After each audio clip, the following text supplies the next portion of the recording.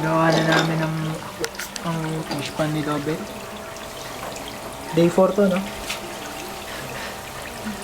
Luha-luha lang ang isda. Si Jimmy, nakakalikot pa rin ng...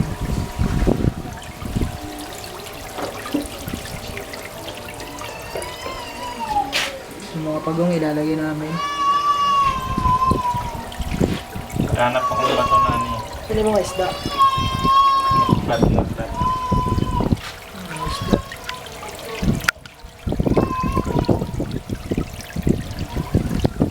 Koy. Philippine koy. Kuy nga, di ba? Koy. Kulukoy.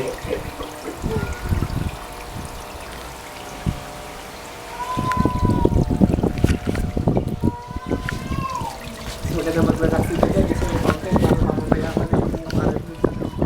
Pwede mo na ipapin ng pamo